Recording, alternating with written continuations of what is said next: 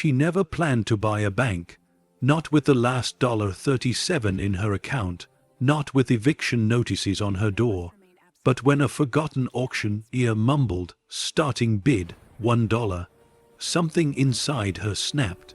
One trembling hand went up, and in that instant, a single mom from nowhere became the owner of a century. Old fortress the town swore was cursed. They said the vault had been sealed since the 1970s. They said what was inside was gone forever. But when she turned that rusted key and heard the vault breathe, she realized some secrets don't want to stay buried. The wind cut through the empty streets of Willow Creek like a whisper from another time. Storefronts stood hollow, their broken windows reflecting years of disappointment. The town had once been proud, gold lettering on brick walls, busy sidewalks, laughter echoing from cafes that no longer existed. Now it was just silence and ghosts of what used to be. Mara Ellis pulled her worn coat tighter, clutching a faded flyer in one hand. Citibank of Willow Creek public auction, starting bid, $1. She read it again and again, as if the words might change if she stared long enough. Her fingers were numb, but it wasn't the cold. It was fear, and something else. The kind of trembling that comes when you've got nothing left to lose. Behind her, the small grocery she used to work at sat boarded up, closed permanently, painted across the door in red. 2 weeks since the layoffs, 2 months since her electricity had been cut, and still, she smiled to her little boy that everything would be fine. The courthouse steps were slick with rain when she arrived. A small crowd had gathered, mostly curious onlookers, a few local investors, and a handful of men in suits who never looked twice at women like her. The auctioneer's voice echoed through a cheap megaphone, dull and lifeless. Next on the list, Citibank of Willow Creek, starting bid $1. A few people laughed under their umbrellas, but Mara didn't. Something about the words $1 cut through her exhaustion like lightning. Maybe it was madness, maybe it was instinct. She didn't even realize her hand was raised until the auctioneer squinted in her direction. Bidder number 9, $1. Any other offers? No one spoke. Not a single soul. The gavel slammed down once, twice. Sold. The sound of that word echoed like a heartbeat inside her chest. Sold. For a moment, she stood frozen, her shoes soaked through, the paper in her hands bleeding ink from the rain. The crowd stared with a mix of pity and disbelief. A single mother from nowhere had just bought a century-old bank that even the town had given up on. By sunset, the paperwork was signed. The county clerk handed her a tarnished brass key with a small tag that read, "Property Transfer Willow Creek Bank." Mara stared at it as if it might vanish. The weight of it felt unreal, like holding someone else's fate. When she stepped outside, the last light of the day painted the town in muted gold. Across the street, the old bank loomed in silence, 2 stories of stone and history, its grand columns cracked but unyielding. The nameplate was still there, though the letters had faded. Willow Creek Trust and Savings EST, 1898. She stood at the curb for a long time, clutching the key, trying to remember the last time she'd owned anything. The streetlights flickered to life, dim and uncertain. The world around her was falling apart, but for the first time in years, something inside her stirred, a fragile spark of purpose. Maybe this was a mistake. Maybe it was madness, but it was hers. She crossed the street slowly, rain tapping against her coat, each step heavier than the last. The front doors of the bank were tall and iron, framed, their handles cold to the touch. She slid the key into the lock. It resisted for a moment, as if testing her resolve. Then, with a deep, metallic click, it turned. The sound echoed through the empty street. Mara hesitated. Her breath trembled in the cold air. She looked up at the dark windows above, where no light had shone for decades. Somewhere, a loose sign creaked in the wind, whispering to her like an omen, but she didn't turn back. With one slow push, the doors groaned open, releasing a breath of air that smelled of dust, paper, and time. As she stepped into the shadows, her heartbeat filled the silence. $1, one chance, one secret waiting to wake. And in that moment, Mara Ellis, single mother, survivor, dreamer, crossed the threshold between the life she had and the one she could never have imagined. As the heavy doors closed behind her with a hollow thud, the echo lingered through the marble hall like a whisper of destiny. The story of the vault had just begun. The air inside was thick with dust and memory. Mara stood just beyond the threshold, her breath visible in the dim cold, eyes adjusting to the shadows stretching across the vast marble hall. Each step echoed like a heartbeat against stone walls that had witnessed 100 years of forgotten transactions. Fortunes made and lost. Promises buried in ledgers now crumbling to dust. The floor was littered with fragments of ceiling plaster, curled papers, and shattered glass from a chandelier that had fallen long ago. A single beam of dying daylight slipped through the cracked skylight, catching the gold trim of the teller counters once polished and proud, now dulled by neglect. Mara's footsteps were hesitant but certain, each one echoing her decision. She had bought this place. For $1, for one chance, for a future she didn't yet understand. Behind the counter, drawers hung open, their contents scattered, old coins, receipts, handwritten notes in looping cursive. The scent of mold and iron filled her lungs as she brushed her fingers across the surface of a counter, revealing the faint outlines of where names had once been engraved on brass plates. Mr. Alcott, she whispered, reading a faded label. The name meant nothing, yet it carried a strange weight like she had spoken aloud a ghost. The silence that followed felt alive. Mara took a step back, glancing toward the far wall where two massive steel doors loomed. Their hinges were black with age, their handles shaped like rings meant to be pulled by giants. Above them, in letters carved deep into stone, was a single word, vault. Her heart fluttered. She'd seen bank vaults before, in movies, places of security, of wealth. But this one looked different. It looked ancient, as if it guarded not just money, but time itself. She moved closer, running her hand along the cold metal. Dust shifted beneath her touch, and for a brief moment she thought she felt vibration faint, rhythmic, like a heartbeat trapped behind the door. She told herself it was her imagination. Turning away, she noticed the large wooden desk near the center of the hall. It was still upright, its drawers locked, its surface covered in a thick layer of dust. She brushed it away with her sleeve, uncovering a black and white photograph in a cracked frame, a group of bankers in pressed suits, standing proudly before the very building she was in now. Their smiles were strange, stiff, controlled. One man in the photo, the tallest, had his hand on a small brass key, holding it up to the camera like a prize. She turned the frame over and found a date scrawled in fading ink. December 1974. Something about that year pulled at her. She didn't know why. Then she saw a small leather-bound book lying half, buried under debris near the desk.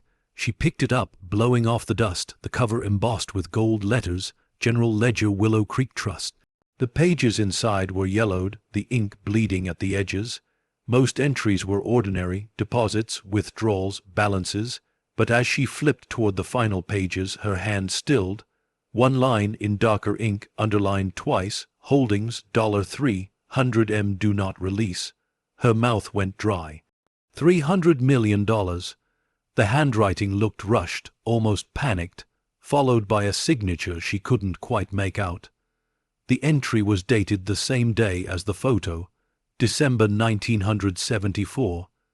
She whispered the number again, as if saying it aloud would make it less absurd.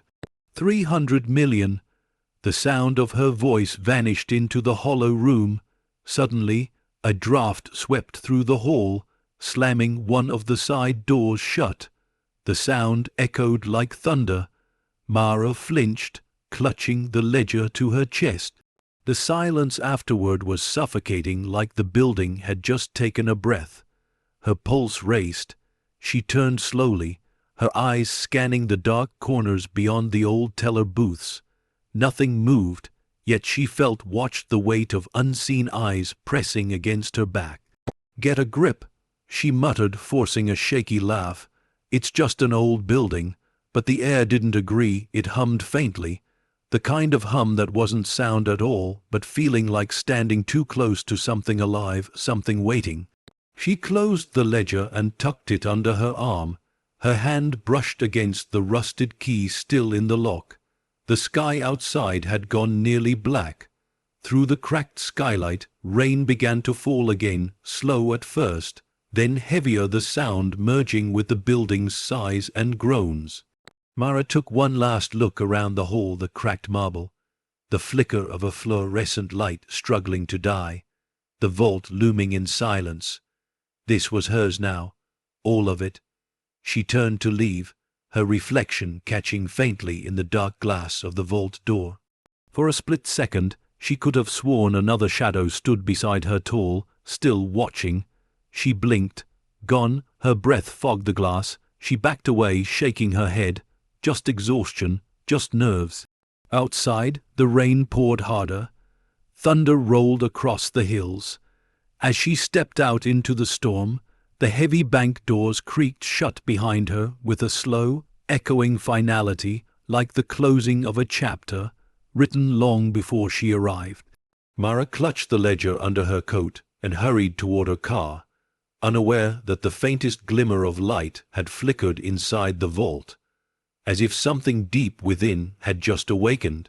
As the thunder rolled and the rain washed the dust from the marble steps, Mara Ellis drove away aware that her $1 gamble had already set history in motion. The vault was breathing again. Morning crept over Willow Creek like a shy confession. Mist rolled low across the streets, softening the sharp edges of the forgotten town. The rain from the night before had left everything glistening, even the cracks in the pavement catching tiny fragments of light. Mara parked her car in front of the bank, the same brass key heavy in her pocket. For a moment she simply sat there, staring at the building in the pale grey light. It looked even older now, stripped of its mystery, revealing its scars. Yet something about it pulled her, in the way some ruins call to the heart more than palaces ever could. She stepped out, the air still cool and damp, the silence deep enough to hear the tick of her watch. The old sign above the door swayed faintly in the wind, letting out a moan that sounded almost human. Mara unlocked the door and pushed it open. The scent hit her first aged paper, cold iron, dust, and something faintly sweet, like old perfume trapped in stone. The sound of her boots on the marble floor echoed endlessly, bouncing back from unseen corners. It wasn't just empty space, it was listening. Her eyes followed the light spilling through the tall arched windows, catching in broken glass, painting the air in faint prisms. For a moment it was beautiful, haunting, but beautiful. She thought of how many lives had passed through these halls, the bankers, the tellers, the customers clutching checks and secrets. All of them gone now, leaving only whispers. The ledger from last night was tucked under her arm. She'd barely slept, her mind looping around the words she'd found: holdings, $300M, do not release. Maybe it was a clerical error, maybe it was fiction. But the ink was real, and so was the fear that stirred deep in her gut when she read it. She approached the large desk again. The photograph still lay there, cracked glass reflecting her tired face. She traced her finger over the image, over the man holding the key, his eyes forever frozen in black and white arrogance. Behind her, a faint creak. She turned sharply. Nothing. Just shadows. Just air. Her hand gripped the edge of the desk as she whispered under her breath, "Get it together, Mara." But when she looked down again, the photograph had shifted, slightly but enough. It now leaned at a different angle, the man's face tilted toward her, his expression unchanged yet somehow aware. She blinked hard, shaking it off. Sleep deprivation, that's all. She needed proof, something tangible. With her phone flashlight, she moved deeper into the bank past the teller booths, down the hallway lined with faded portraits. The men in the frames seemed to watch her as she passed. Dust coated their glass, but the eyes beneath were sharp, confident, predatory. One frame had fallen, the glass shattered, the plaque half buried in debris. She lifted it gently and brushed away the dust. Richard Alcott, President, 1965-1974. The same name she'd whispered the night before. The same name that haunted the ledger. As she set the frame aside, something metallic glinted behind it. A small latch, hidden in the wall paneling. She knelt, pried it open, and revealed a narrow crawl space no wider than her shoulders. Inside was a thin metal box, tarnished green with age. Her pulse quickened as she pulled it out and opened it. Inside were keys, dozens of them, each with tags bearing numbers and names. Safety deposit keys. One of the tags caught her eye. Vault sub-access restricted. Her breath hitched. She held the key up to the faint light. The metal was cold, heavier than it should have been. Thunder rumbled in the distance, though the sky was clear. She glanced toward the vault door again. The steel rings looked even darker now, like unblinking eyes. For a fleeting moment, she swore she saw movement, a flicker of light from within, a reflection that didn't belong. Her phone buzzed suddenly in her pocket, startling her. It was a message from her landlord, final notice. Payment due in 24 hours. She exhaled, leaning against the wall. The world outside was still closing in, even as this one opened beneath her feet. Maybe, she whispered to herself, there's more here than just ghosts. Her voice sounded braver than she felt. The bank seemed to hum again, faintly. A soft vibration ran through the marble under her feet, rising and fading like a sigh. She looked up, dust drifting down from the ceiling, disturbed by something she couldn't see. She turned off her flashlight, letting the silence return. For a long moment she stood there in the dark, letting her eyes adjust, letting her breath slow. Then, with a deep exhale, she whispered, almost as if asking permission. "All right. Let's see what you're hiding." The sound of her footsteps faded into the vast hall as she moved toward the vault, each echo sharper, more deliberate than the last. Behind her, the portraits on the wall seemed to lean just slightly closer, and somewhere deep within the bank, beneath marble and steel, something stirred, faint but real, as if her words had been heard. The vault door loomed like a monument to everything she didn't yet understand. Mara stopped a few feet away, her breath forming small clouds in the cold air. The silence wasn't empty anymore, it was full of weight, of questions that felt too loud to ask. She brushed her fingers over the heavy wheel at its center. The metal was slick with years of grime, but beneath it she felt something, almost warm, like the vault remembered being touched. Her phone's light cut across the steel surface, revealing faint engravings she hadn't noticed before, initials etched by hand. R.A. Her heart stuttered. Richard Alcott again. The name from the portrait, from the ledger. A pattern was forming, one she wasn't ready to believe. She glanced down at the small vault sub-access key she'd found earlier. Its teeth were strange, jagged, like it had been cut by hand, not machine. On instinct, she crouched, scanning the base of the vault. Near the corner, half hidden beneath debris, she spotted a smaller keyhole almost invisible under decades of dust. Her pulse quickened. She brushed it clean, slid the key in, and turned. A mechanical groan echoed through the hall, deep and ancient. Somewhere inside the wall, gears began to move slow at first, then faster, as if awakening from sleep. Mara stepped back, fear and wonder colliding in her chest. The vault didn't open, but something else did. A panel on the left wall clicked, releasing a narrow seam of air. She pressed against it, and the panel swung open to reveal a hidden stairway descending into darkness. The smell hit her immediately: old paper, oil, something burnt long ago. She hesitated at the top step, gripping the handrail that was cold enough to bite her skin. This wasn't in the blueprints she'd seen at the county office.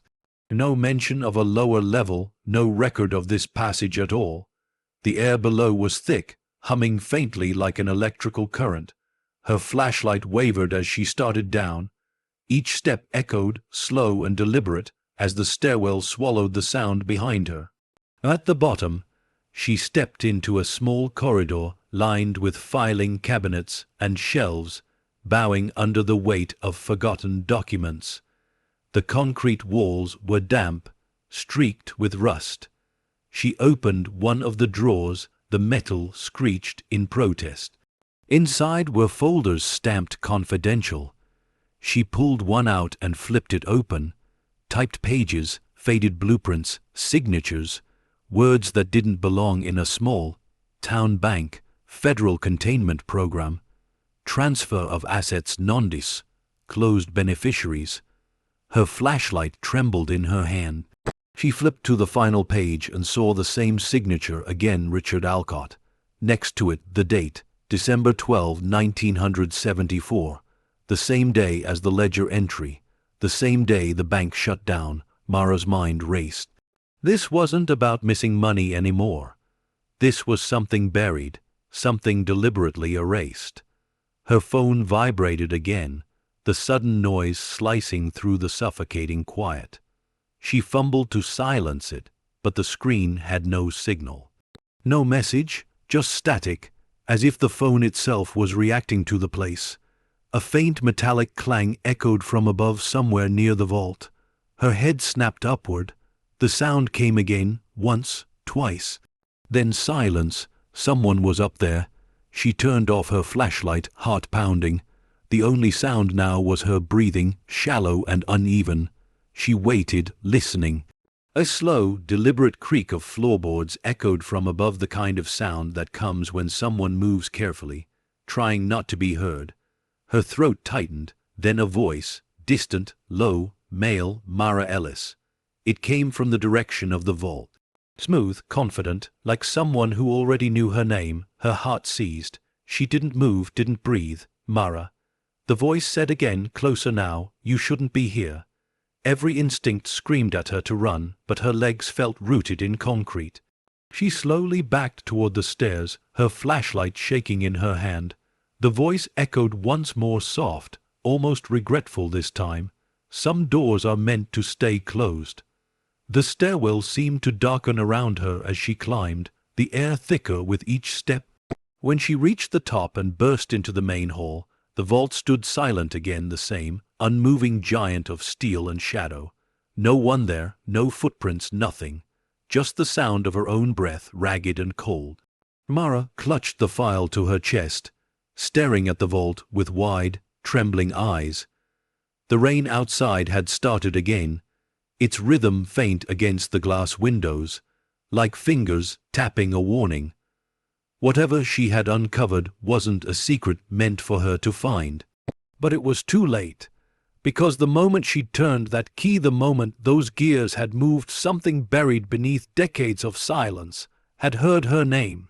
As lightning flashed through the skylight, the reflection of a man's silhouette appeared across the vault door, tall, still, and gone by the time she turned.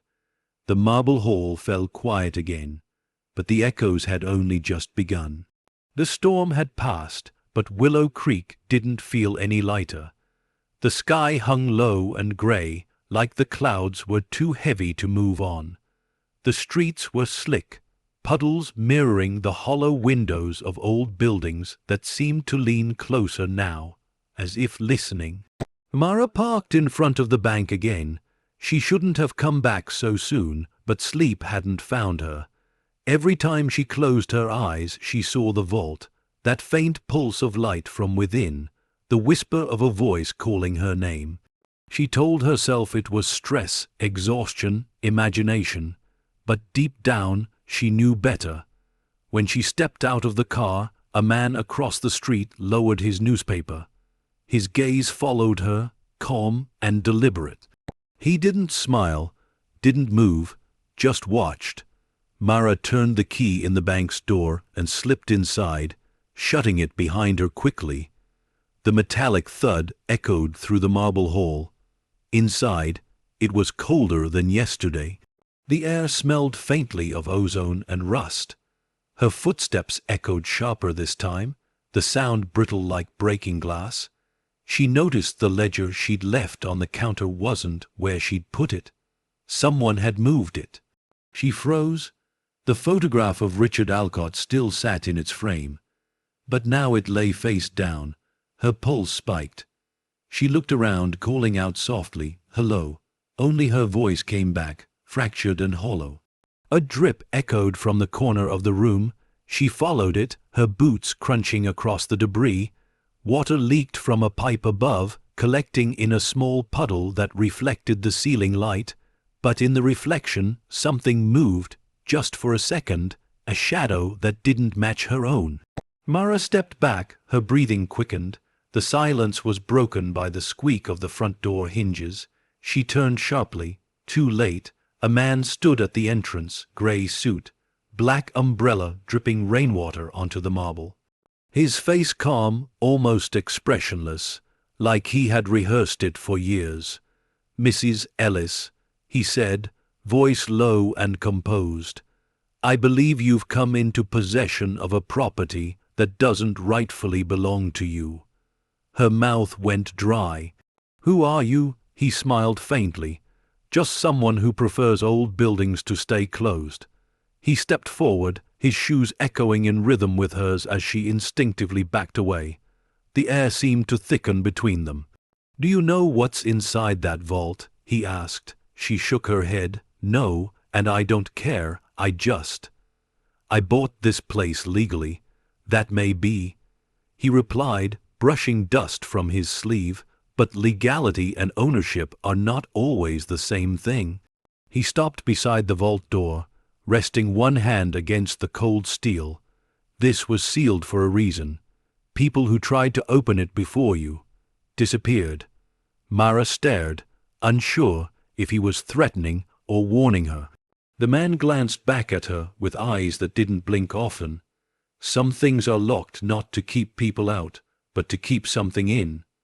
He slipped a card onto the counter, turned, and walked out without another word. The door clicked softly shut behind him. Mara picked up the card. No name, just a single embossed line, Crane and Associates Private Trust Oversight. She exhaled, realizing only now how fast her heart was racing. Outside, she caught a glimpse of him through the window, still walking, still unhurried, until he turned the corner and vanished into the fog. For a long moment she stood there in silence, card in one hand, ledger in the other. And then, behind her, the sound, a soft, deliberate creak of the vault wheel turning. She spun around. The handle moved half an inch on its own before freezing. The faint hum in the air returned, deeper now, almost like breathing. Mara's voice trembled. "Who's there?" No answer, only that pulse, the vault's heartbeat, steady and patient. She stared at it, frozen, until a single word formed in her mind. Not a sound she heard, but a feeling, cold and precise. Watched. Her hand went to the light switch, flicking it off. Darkness swallowed the room, but in that darkness the vault door seemed to glow faintly, a pale shimmer like moonlight on water. She backed toward the exit, her breath shallow, the card from the stranger still clutched in her fist. When she finally stepped out into the open air, She realized every window on the opposite side of the street now had someone standing behind it, motionless, watching. And as the door closed behind her, the sound of the vault's heartbeat followed her into the night. The watchers had found her, and whether they were living or not, Mara Ellis was now part of their story. The next morning came without light, a pale, washed-out dawn that felt more like the world had forgotten to wake up. Mara sat at her kitchen table, the card from the man in the grey suit resting beside her untouched cup of coffee. She hadn't slept. Every sound through the night, the wind against the siding, the creak of floorboards, the hum of the refrigerator felt amplified, like the walls themselves were listening. Every time she closed her eyes, she saw that vault wheel turning by itself. Slow, deliberate, alive. The name on the card haunted her.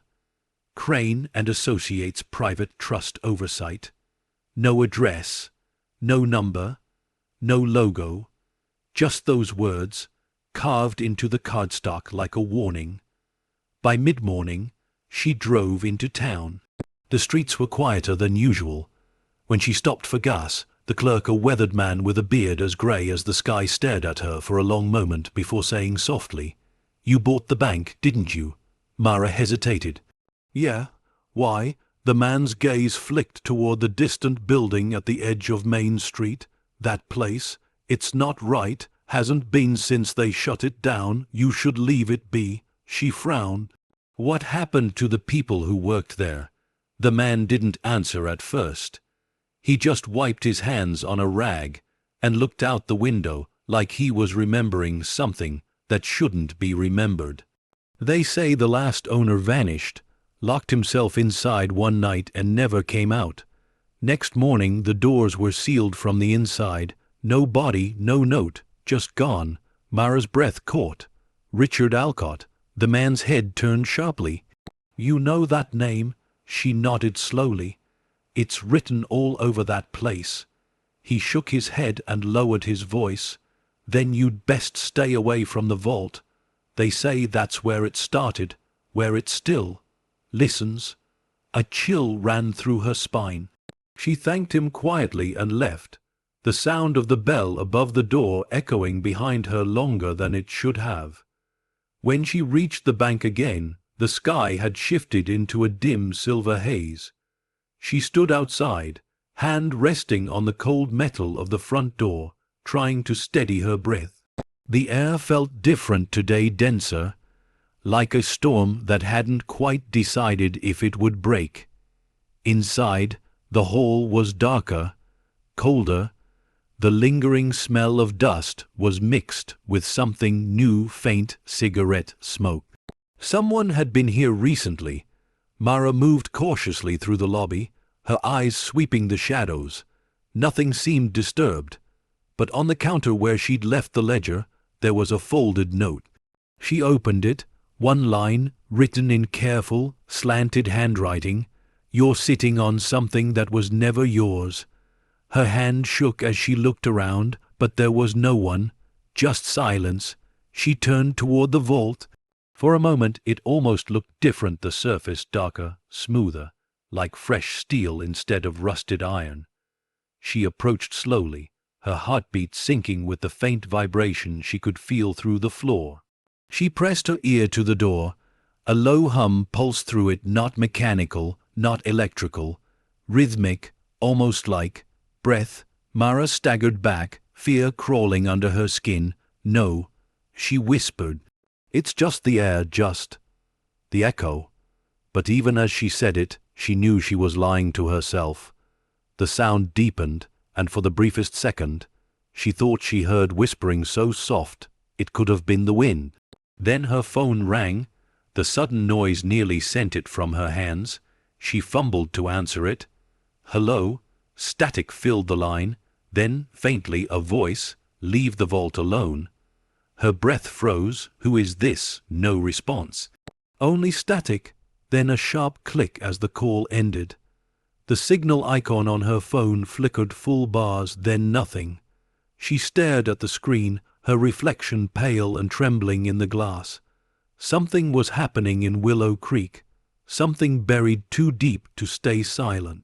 She looked once more toward the vault, the ancient door standing like a sentinel between worlds, and she realized with cold certainty that every step she took inside this building was being watched, not just by someone, but by something.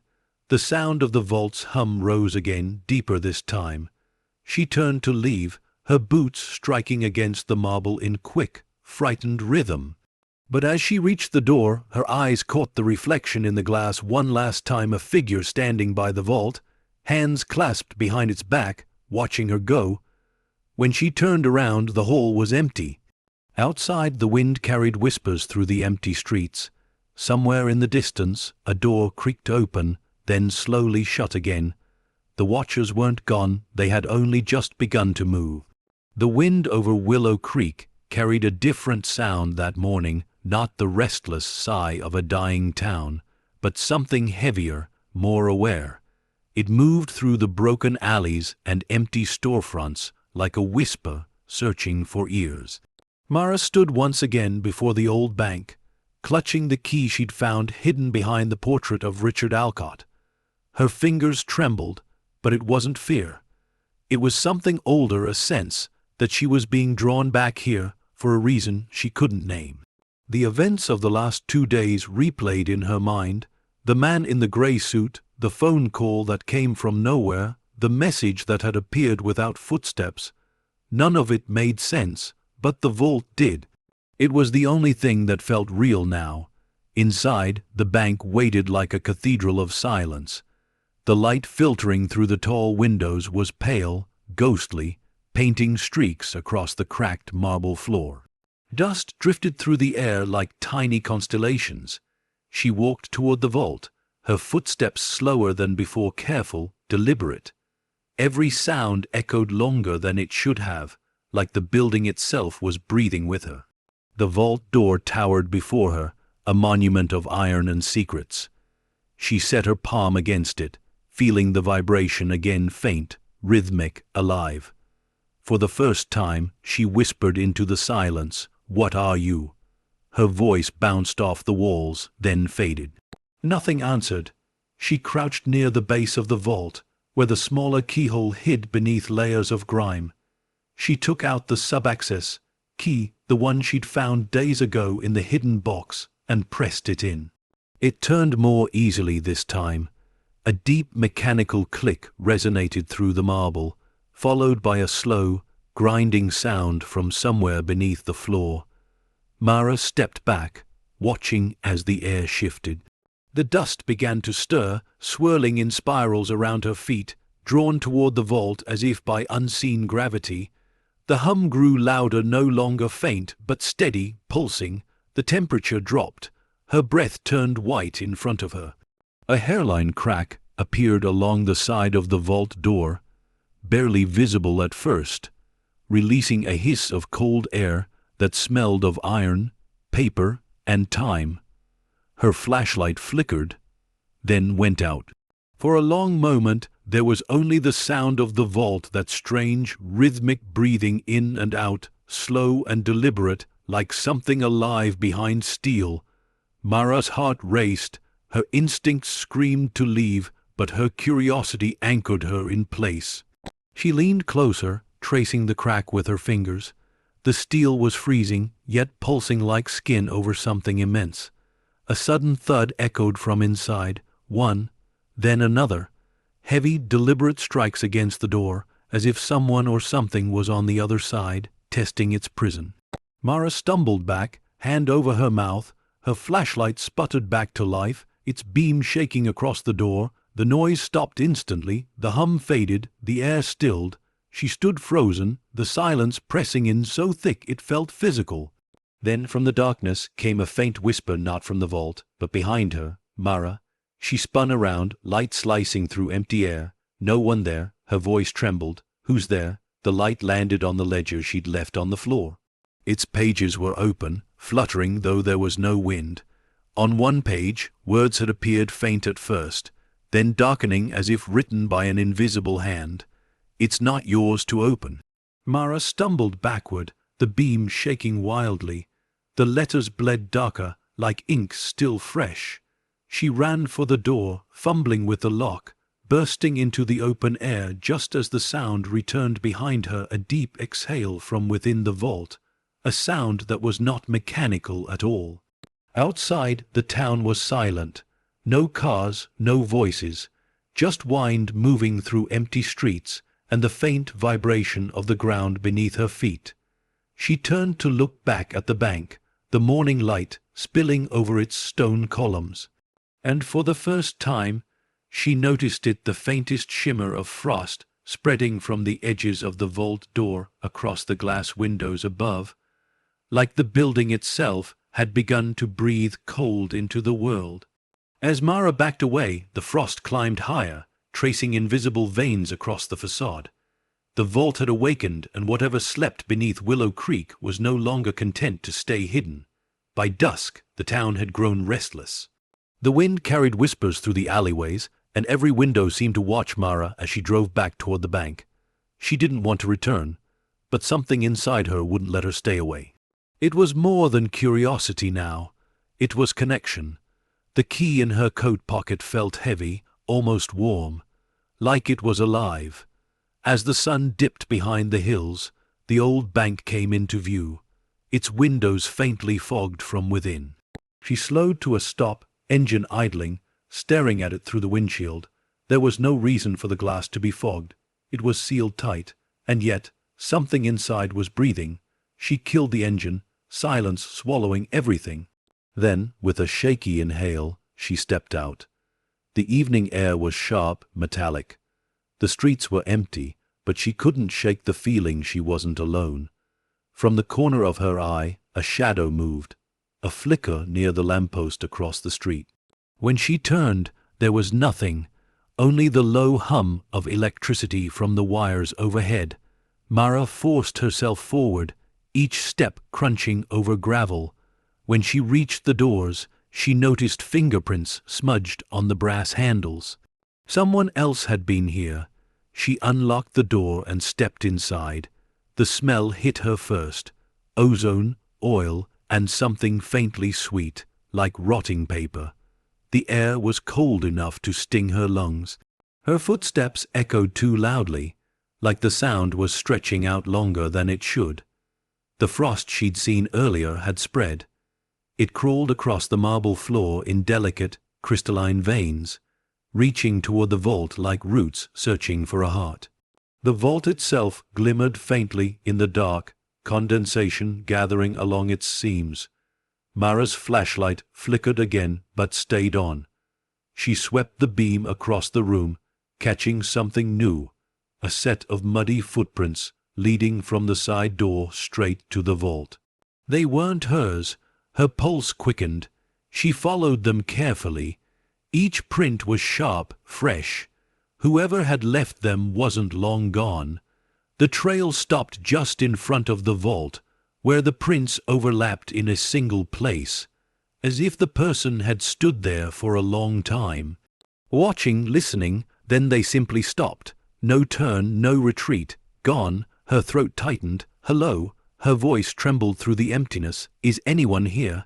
The silence that answered wasn't empty. It was charged. The air seemed to hum, faint and deep. Then the vault exhaled again. This time, the sound wasn't subtle. It was a slow, hollow breath that carried through the entire building. Dust lifted from the floor in ripples, rising into the light like smoke. Mara stumbled back, one hand braced on a pillar. No. She whispered, "No, no, no." The vault wheel began to move slowly on its own. The grinding sound was low but powerful, metal straining against age and pressure.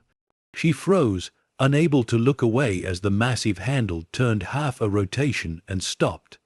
The vault door shuddered once, then went still, then silence. Her flashlight dimmed. The frost on the floor cracked softly, melting back into water. For a few heartbeats, there was nothing but her breathing and the faint tick of the clock on the far wall. Then came a sound that didn't belong, whispering, dozens of voices, layered, overlapping, like a memory unraveling in the dark. Words she couldn't understand, a language too old or too broken. The sound wasn't outside the vault, it was inside her head. She clutched her temples, shaking. "Stop," she cried out. "Stop." The whispering ceased instantly. The vault door released a single metallic ping, like a drop of water hitting a bell, and from its lower seam, a small envelope slid free, landing at her feet. Mara stared at it, frozen. It was old, its corners yellowed and edges brittle. On the front, written in ink that had faded but not disappeared, was her name, Mara Ellis. Her knees went weak. She crouched, hesitating, then picked it up with trembling hands. Inside, a folded note, typed, not handwritten. The letters crisp, official, government style. "If you are reading this, the vault has been compromised. The assets are not what you think they are. Do not attempt to open the secondary chamber. Containment must remain absolute. Federal Containment Fund, Division 1974. The paper trembled between her fingers. Containment, she whispered. Containment of what? Her question was swallowed by silence. Then, from behind the vault door, came a single, hollow knock. 1. Pause. 2. Mara dropped the letter and backed away. The frost returned, spreading fast this time across the floor, up the walls, around her feet. The lights flickered violently. She ran. The heavy doors slammed shut behind her as she burst into the street, gasping, her hands still clutching the envelope like it was alive. When she looked back, the bank's windows were no longer fogged. They were perfectly clear, and behind the glass, for the briefest instant, she saw a figure standing in the marble halt, all still and smiling. That night Mara didn't sleep, because for the first time she understood the vault wasn't just a room. It was a heartbeat, and something inside it had started to wake. Night had settled over Willow Creek like a blanket of ash.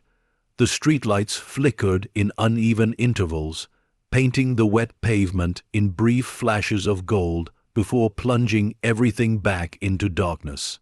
Inside her car, Mara sat motionless, staring through the windshield at the bank. The building loomed like a giant shadow, its windows black, its presence heavier than stone. The envelope from the vault still rested on the passenger seat, edges damp from her trembling hands. She should have gone home. She should have driven away and never looked back, but she couldn't. Something inside her whispered that the story wasn't over, that what she had found wasn't a warning, but an invitation. Her reflection in the glass looked like a stranger's, eyes sunken, skin pale, the fatigue of sleepless nights carving lines where there used to be hope. She reached into her coat pocket and touched the brass key again. Cold, steady, waiting. Finally, she stepped out. The air was sharp with the scent of rain and rust. Each footstep echoed too loudly against the empty street as she crossed toward the bank. The lock turned smoother than before, almost welcoming. The doors opened to stillness. The frost had melted. The marble floors gleamed wet beneath the beam of her flashlight. The vault stood ahead, sealed again, but no longer silent. There was a faint, rhythmic sound, like the slow ticking of a clock buried deep within. Mara walked closer. She set the envelope down on the counter beside the ledger, where it immediately curled in the faint draft that swept through the hall. The ledger was still open to the same page. Holdings $300M do not release. She ran her finger beneath the line, whispering, $300 million. The number felt unreal, but the air itself seemed to vibrate when she said it aloud. Something about this place, about that vault, wasn't just about money. It was about whatever that money meant. She lifted her flashlight and aimed it at the steel door. Near the corner where the frost had been before, a faint inscription appeared, invisible before tonight. The letters etched deep into the metal read, Internal Reserve Federal Containment Fund. The same words from the note. Her pulse quickened. She pressed her palm against the door. What are you keeping in there? The vault answered, not in words but in sound. A deep mechanical groan rolled through the building, followed by the hiss of air escaping somewhere below. Her flashlight wavered, the marble under her feet felt wrong, soft, vibrating. She crouched down and ran her hand along the floor, discovering a thin seam, a trapdoor, hidden under years of grime. The edges were fused shut, but the air seeping through was colder than anything she'd felt before. Mara stepped back. Her breath trembled. No, she whispered to herself, not alone. She turned toward the front doors, but froze. A light shone outside, headlights. A black car idled across the street, its engine humming low. Through the windshield she saw the same man in the grey suit, Crane, his face expressionless, his eyes unreadable. Mara's heart pounded as she ducked behind the counter. The car door opened, footsteps. Slow, controlled. Then the front door handle moved. She clutched her flashlight, holding her breath. The door creaked open, and the sound of his shoes echoed across the marble. He didn't call her name this time. He didn't need to. He already knew where she was. The soft click of his shoe stopped just beyond the counter. "Mara," he said quietly, his voice calm as stone. "Do you have any idea what you've touched?" She rose slowly, her voice trembling. "You followed me. I warned you." His eyes flicked to the vault. It wasn't a suggestion. "What's inside?" He paused, studying her face as though deciding how much truth she could survive. The money was the cover, a story written to keep curious people out. What's inside that chamber was sealed long before you were born. He stepped closer, lowering his voice. They built this bank around it. Mara's mind raced. Built around what? He didn't answer. Instead, his gaze shifted toward the floor, toward the faint seam she'd found moments earlier. His expression hardened. "You opened it, didn't you?" "No," she said quickly. I just found it." Crane exhaled, closing his eyes briefly. "Then you might still have time." Time for what? For the world to keep forgetting. Before she could reply, the vault groaned again, louder this time. The lights above them flickered violently, a low frequency hum filled the air, shaking the walls. Crane turned toward the vault, his composure cracked for the first time. "It's awake." Mara took a step back. "What do you mean, awake?" But before he could answer, the ground trembled. Papers flew from the counter, the old chandelier above them swaying like it was caught in a storm. Crane grabbed her arm. "You need to leave. Now." Mara tore free. "Not until you tell me what's in there." The vault door vibrated, the steel straining against something behind it. A faint light, green and flickering, seeped through the seams, spreading across the marble floor. Crane's voice dropped to a whisper. "Ghost money." "What?" He met her eyes. "It's not currency, it's consequence." Then the vault breathed, a massive rush of air that blew out the lights and sent both of them sprawling to the floor. In the darkness, Mara heard the echo of something moving inside, slow, heavy, ancient. When she opened her eyes, the vault door stood still once more. The light was gone. Crane was gone. Only his umbrella remained, lying open on the floor, dripping with a strange, dark liquid that wasn't rain. Outside, the wind howled through the empty town. The frost returned, crawling once more across the windows. The vault had spoken, and the cost of hearing it had only begun. The wind outside screamed through the narrow streets of Willow Creek, as if the town itself was trying to warn her to leave. But Mara didn't. She couldn't. She knelt in the center of the marble hall, the echo of the vault's last exhale still trembling in her bones.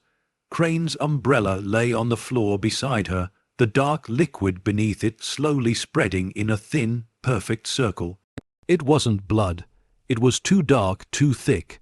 It glistened faintly under the trembling beam of her flashlight, as if alive, as if watching. She whispered his name, Crane. No answer, no sign of him. No footprints. Just the memory of his voice and the scent of burnt air that clung to everything. The vault loomed over her in the flickering dark, massive and silent now, but somehow listening.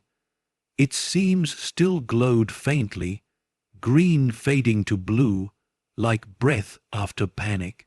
Mara stood shakily, her knees weak, her hands trembling so violently she had to hold the flashlight with both. She turned toward the counter, where the ledger still lay open, and saw something new, ink. Fresh ink. A new line had appeared beneath the old entry. Holdings adjusted $3. 100M verified, containment breached. Her breath hitched. No, no, no. She slammed the ledger shut, but the words were already burned into her mind. The number wasn't changing, it was counting. Something inside that vault was alive, and it was aware she'd opened its cage. The sound of the front door creaking snapped her out of her trance. She turned sharply, raising her flashlight. No one was there, just the cold wind sliding through the crack in the door. Then came the whisper again, low, barely audible, Mara. She stumbled backward, heart hammering. Who's there? The whisper came from the vault this time. But it wasn't one voice, it was hundreds, layered together like wind through 1,000 throats. Her light flickered, then died completely. Darkness swallowed everything. Her pulse was the only sound, fast, uneven, until the vault spoke again. Not in words, but through vibration. The air trembled, the floor shivered, and a faint, metallic clicking filled the hall. It took her a moment to realize what it was, the locks. Inside the vault, tumblers were shifting, moving in a sequence, slow and deliberate, as if something from within was learning how to open itself. Mara ran for the exit, her shoes slipping on the slick floor. She threw open the heavy doors and burst into the rain, gasping for breath. The storm had broken again. Cold, violent, relentless. She didn't stop running until she reached her car. Her hands shook as she fumbled with the keys, breath clouding the glass. The headlights flared to life, illuminating the bank's facade. And that's when she saw it. The vault door, wide open. A thin mist spilled out, curling along the marble floor like smoke. And inside the darkness of the chamber, a pale green glow shimmered faintly, pulsing like a heartbeat. Mara froze, every instinct screamed at her to drive away, but something deep inside, a pull she couldn't explain, made her open the car door and step back into the storm. She crossed the street slowly, rain running cold down her face, her heartbeat sinking with the rhythm of the pulsing light. When she reached the doorway, the sound was deafening, not from machines, but from something beneath them. It was a hum, low and endless, vibrating through her bones. The vault chamber stretched deeper than she'd imagined. The light came from rows of metal crates, sealed and numbered, stacked to the ceiling like a tomb of forgotten wealth. She stepped closer, brushing the dust from one of the plaques. Asset Recovery, International Aid Reserve. She opened the nearest crate. Stacks of cash, perfectly preserved, bound in plastic, stamped with dates decades old. The bills were crisp, too crisp, each bundle marked with an insignia she didn't recognize, a circle with a line through it, like an eye crossed out. But what made her blood run cold wasn't the money. It was the small glass capsule resting on top of every stack, each one filled with a swirling black vapor that moved as if it were alive. Mara lifted one, holding it against the light. The mist inside pressed against the glass, following her touch like it could see her. She dropped it. The capsule hit the ground and shattered. The black vapor spilled out, spreading low, thin tendrils of shadow moving across the floor. They reached for her feet, then curled away, vanishing into the cracks between the tiles. Her flashlight flickered back on by itself, beam shaking in her trembling hands. Every crate in the vault began to hum. Then the lights above snapped on, one by one, illuminating the entire chamber. Hundreds of crates, hundreds of capsules, all glowing faintly with the same pulsing light. Mara stumbled backward, whispering, "What is this?" The whisper returned, clearer this time, all around her. Male, female, young, old, a chorus of the dead. Debt. She ran, out of the vault, through the marble hall, through the storm until she reached the car again. The building behind her groaned like something enormous was turning inside it. When she finally looked back, the light from the vault poured through the cracks of the old building, green fire pulsing behind the windows like veins of living flame. And above the main door, faint but visible, the faded engraving she had never noticed before now glowed through the rain. Federal Containment Division, 1974. Her hands shook as she whispered the words out loud. Containment, ghost money. They hadn't buried currency in that vault. They'd buried consequences.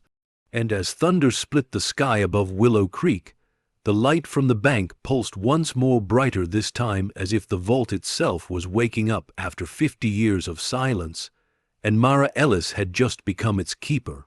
Morning arrived without sunlight. The world outside Mara's window was gray, drenched in mist that seemed to cling to the air like smoke. The storm had passed, but it had left the town different, quieter, heavier. Mara sat at her kitchen table, the envelope from the vault lying open beside her. The note, the government seal, the word containment. It all looped through her mind like a riddle she couldn't escape.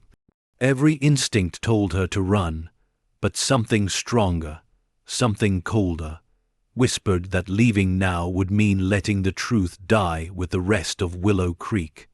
She pulled her laptop closer, the faint glow of the screen lighting her tired eyes. Her fingers hovered over the keyboard before she typed, Federal Containment Fund, 1974. The search results were sparse, most of them redacted government documents and conspiracy forum posts buried in the corners of the internet. She clicked through them one by one. Some spoke of missing aid money from Cold War operations, billions redirected into secret projects, accounts that vanished without trace. Others mentioned ghost programs, humanitarian relief funds that never reached the countries they were meant to save. Her cursor hovered over one particular file hosted on an obscure archive. The title read, Federal Containment Fund, Asset Redirection Program Declassified, Partial. Mara clicked. The document loaded slowly, line by line, the text jittering like it was resisting being read. She scrolled through paragraphs of bureaucratic jargon until a line stopped her cold.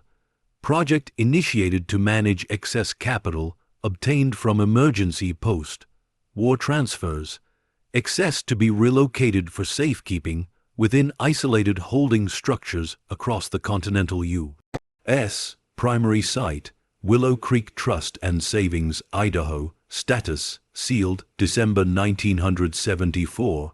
Her heart thudded in her chest. Willow Creek. The bank wasn't a coincidence. It had been chosen, built to hide this excess capital. $300 million, not just hidden money, but laundered history. She leaned back, the truth heavy and cold in her chest. If this was true, then what she found in that vault wasn't wealth. It was evidence. Evidence someone had killed to protect. Her phone buzzed, a notification, an email. The sender's address was unfamiliar, the subject line simple, Stop digging. Her stomach dropped. She opened it. You've already seen too much. The vault wasn't meant for you. Delete everything and leave Willow Creek before it's too late. No signature, no trace. The message vanished from her inbox seconds later, leaving only an empty screen. Her breathing quickened, her hands shook. She whispered, "They're watching me." Her eyes darted to the window. The mist outside had thickened, but behind it, she could make out a dark shape parked across the street. A car, engine idling, lights off. Mara stood slowly, heart hammering. Another notification popped up on her laptop. Location access enabled. She hadn't turned that on. Her hand slammed the lid shut.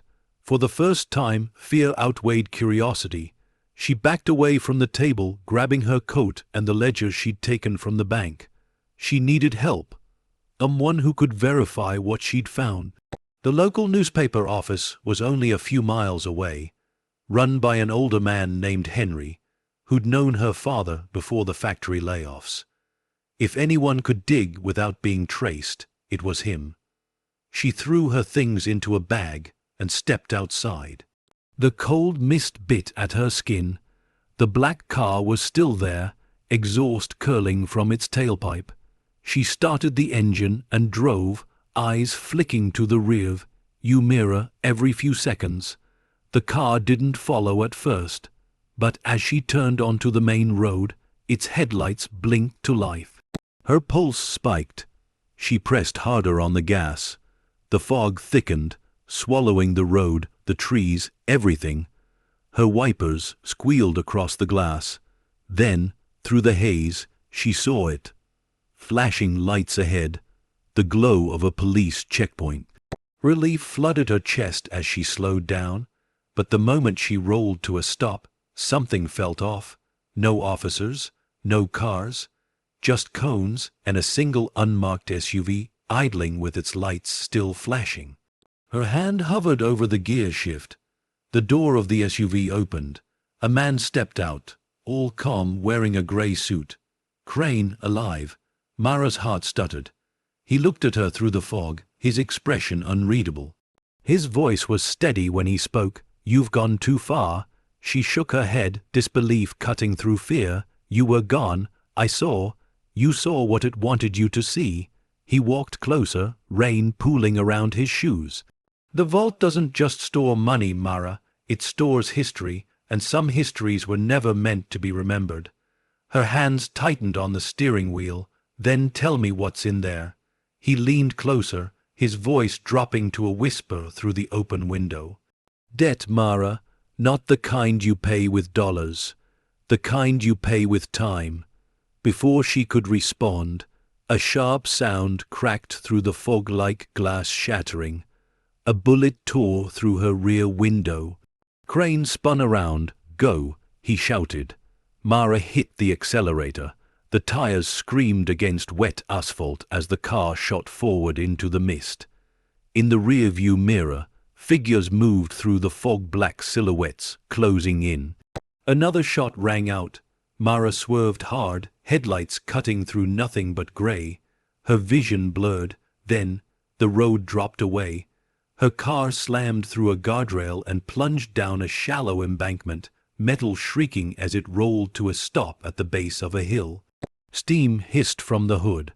Her body ached, ears ringing, but she was alive. She looked up through the shattered windshield, and through the fog above, silhouetted against the faint glow of the moon, stood three figures. Watching, silent, motionless, she grabbed the ledger, the envelope, and crawled out through the broken door. Her breath fogged the air as she whispered to herself, "They won't bury this again." As she limped into the darkness, clutching the evidence to her chest, the sound of distant engines faded into the night. The storm had ended, but the hunt had just begun. The forest was alive with silence. Not the kind that comforted, the kind that waited.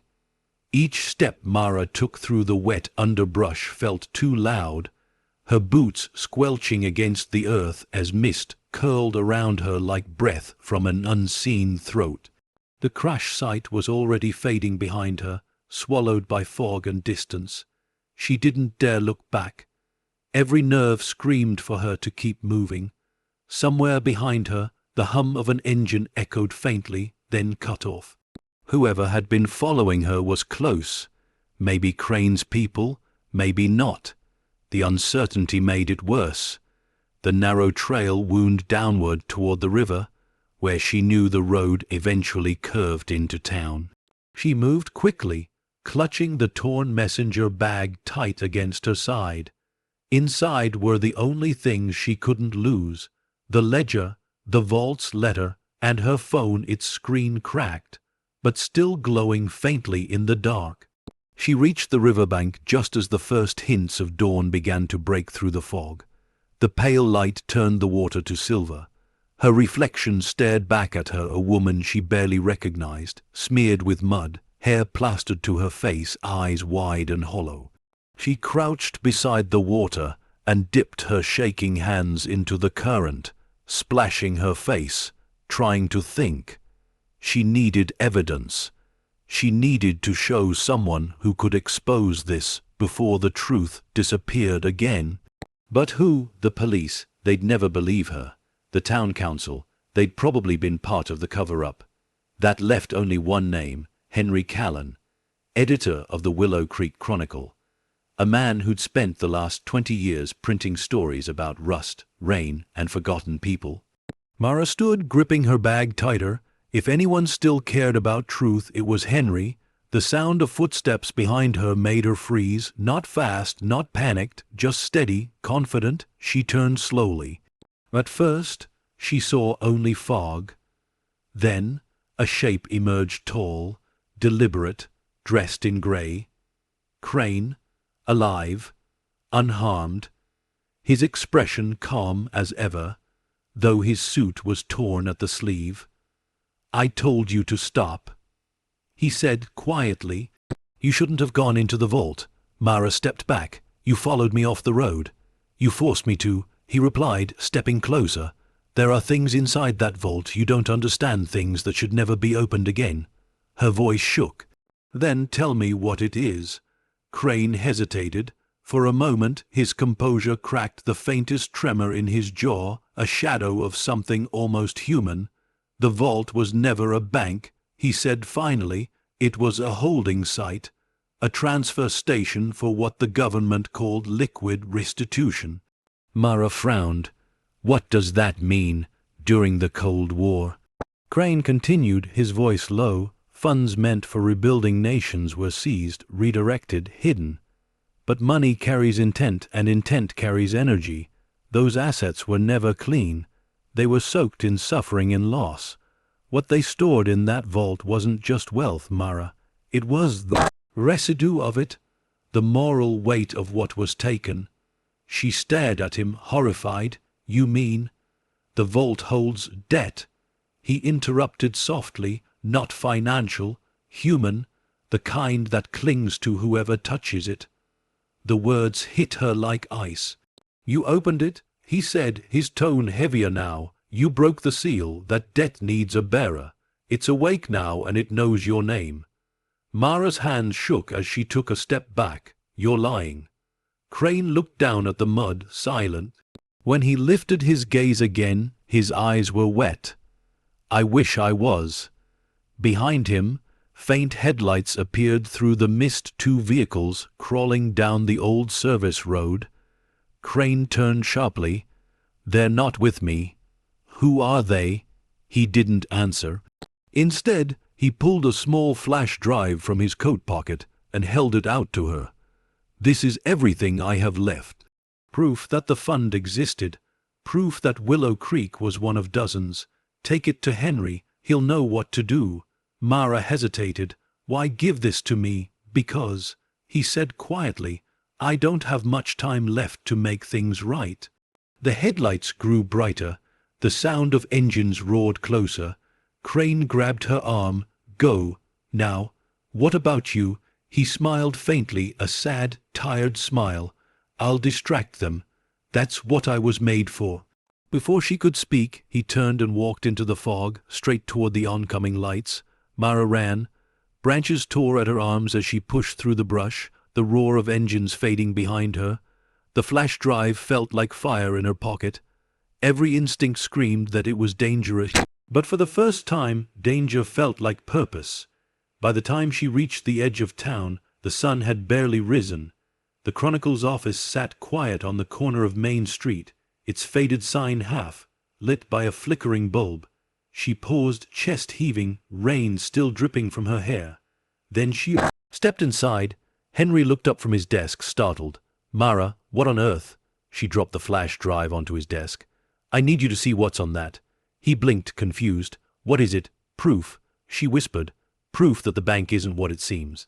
That Willow Creek is sitting on something buried 50 years ago, something they called the Federal Containment Fund."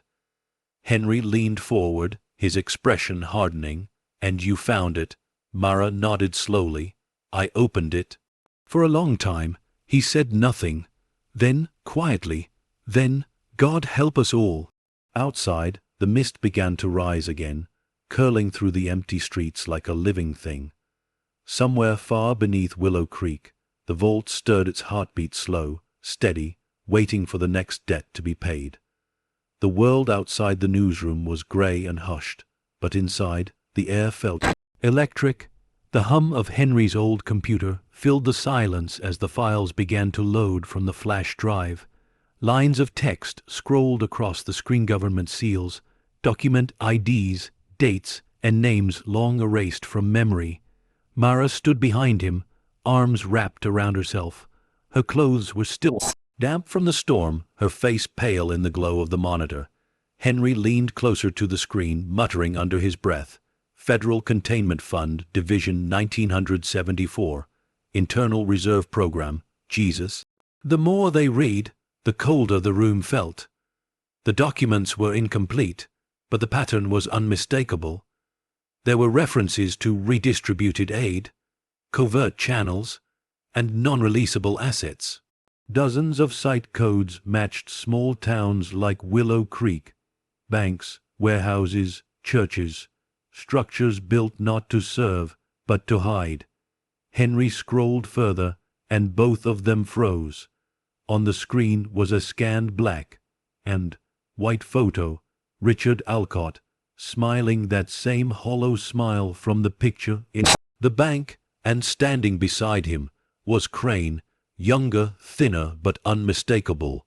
Mara stepped closer. That's him. Henry frowned. Crane, she nodded.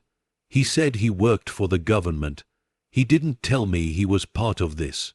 Henry clicked the next page. A report dated December 14, 1974. Subject, Division 1974, Closure Protocol. Asset containment complete. All field agents reassigned or terminated. Primary custodian, Elliot Crane. Mara whispered the name to herself, as if saying it aloud might make it less real. Elliot Crane. Henry looked at her, expression grim. Mara, this man isn't who you think he is. Outside, a low rumble rolled through the air. Thunder, or maybe an engine. The building's front windows rattled softly. Henry stood, peering through the blinds. You expecting company? She shook her head. Two black SUVs idled across the street, their headlights off, silhouettes barely visible in the fog. Mara's pulse spiked. They found us. Henry's voice dropped to a whisper. How? She swallowed hard. The flash drive. Maybe it wasn't just data. Before he could respond, the front door creaked open. A tall figure stepped inside. Gray suit, calm eyes. Elliot Crane. Mara froze, every muscle locking in place. How did you? I warned you, he interrupted. His voice was quieter now, not cold but tired. You think you're exposing the truth, but you're just feeding it. The more you reveal, the stronger it becomes. Henry moved between them, his voice firm. You're trespassing. Whatever you're part of, it ends tonight. Crane didn't even look at him. You think it ends. You're staring at the evidence that it never did. Mara took a step forward. You lied to me. No, he said, meeting her eyes. I told you what I could. I've been trying to contain this since the day that vault was sealed.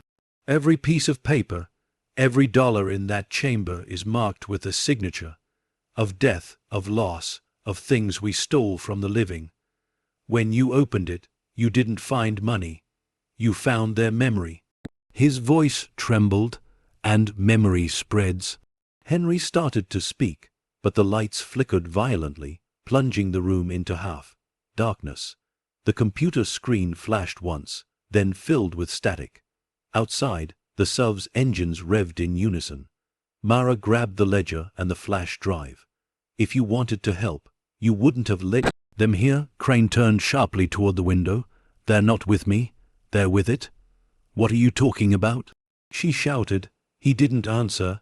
His eyes were fixed on the glass, where faint shapes began to move in the fog. Not men, shadows. Their outlines rippled, edges fraying, as if they were made of smoke trying to remember form. The windows began to frost. The temperature dropped instantly. Henry's breath came out in clouds. What the hell? A Crane's voice rose over the growing hum. The vault isn't a prison. It's a tether. It keeps what's left of them bound to something physical. You broke the seal, and now they're coming for the source. Mara backed toward the door. Me. He nodded once. The glass cracked. A single shadow pressed its face to the window. A featureless void where eyes should have been. Its hand, long and skeletal, brushed the glass, leaving a trail of ice. Crane turned to her, urgency cutting through his calm. Go to the vault. That's where you end it. What about you? I'll slow them down. She hesitated only a second before bolting toward the back door, Henry right behind her. The last thing she heard before she reached the alley was the sound of glass shattering, and Crane's voice shouting something she couldn't make out. The alley was drowned in fog, the air thick enough to choke. She clutched the ledger to her chest, the pages cold and damp. Where now? Henry asked between breaths. She looked toward the hill beyond town, where the faint outline of the bank stood against the horizon like a broken crown. Back to where it started, she said, and as they ran, the fog behind them began to move not with the wind, but with purpose. Some debts can't be paid, others follow you until you face them. For Mara Ellis, the vault was no longer a mystery. It was a reckoning waiting to be opened one last time. The road to the bank was shrouded in mist, the kind that swallowed light and memory alike. Mara's breath came in shallow bursts as she and Henry pushed through the fog, their flashlights cutting thin tunnels of light through the dark. The town behind them was silent, too silent, as if Willow Creek itself was holding its breath. Every few steps, Mara glanced over her shoulder. The fog moved unnaturally, like it had weight, like it was following them. Henry whispered, "You sure this is the only way?" She didn't look back. It's where it started. It's where it ends. The silhouette of the old bank rose ahead, dark, jagged, alive. The faint hum they'd heard before had grown stronger, deep enough to vibrate through the soles of their shoes. As they approached, Mara saw that the frost had returned, spreading across the windows in delicate spiderweb patterns. Doors, once sealed, were slightly ajar. A thin beam of green light spilled through the gap, pulsing in rhythm like a heartbeat. Henry swallowed hard. Mara, this thing, whatever it is, what if it's not meant to be stopped? Her grip tightened on the ledger. Then we stop it anyway. She pushed the door open. The smell hit them first, metal, smoke, and something old, something that reeked of decay and electricity. The marble floor shimmered with condensation. In the center of the hall, the vault stood wide open, a mouth carved into the world. The air trembled. The faint whispering that had haunted Mara for days returned, louder now, clearer. Words she couldn't understand, voices she didn't recognize. Henry's flashlight flickered. What's down there? Mara stepped closer, the beam of her light cutting across the threshold. The chamber beneath was deeper than she remembered, an endless spiral descending into darkness. The pulsing light came from below, green and cold and alive. "I think it's moving," she whispered, from the shadows above. Voice answered, "It is." They both turned. Elliot Crane stood at the top of the staircase, his expression carved in stone, his suit torn and stained with ash. "You shouldn't have come back." Mara's voice cracked. "You said this was the only way." He nodded slowly. "To end it, yes. But ending it means losing more than you think." Henry stepped forward. "Then tell us what it really is." Crane looked toward the vault, his eyes hollow. "When they built these vaults, they thought they were building prisons. But you can't imprison guilt. You can only bury it. And when guilt is buried too deep, it starts to grow roots." Mara felt the air shift. The whispering grew louder, no longer distant. It was inside her head now, crowding her thoughts with voices that weren't hers. "They're saying something," she gasped. "They're saying, we were promised." Crane's eyes darkened. "The ones who died for this money, the ones whose nations starved while others grew rich. The vault isn't holding cash, Mara. It's holding the weight of that promise. The floor trembled violently. Dust rained from the ceiling as a low groan filled the hall. Henry grabbed Mara's arm. "It's collapsing." Crane shouted over the noise. "No, it's awakening." From the vault's depths, a surge of light erupted. Green, then white, then black, folding in on itself. The hum became a roar. Papers flew through the air, swirling like birds trapped in a storm. Mara shielded her face, screaming, "How do we stop it?" Crane's voice cracked as he shouted back, "You don't stop it.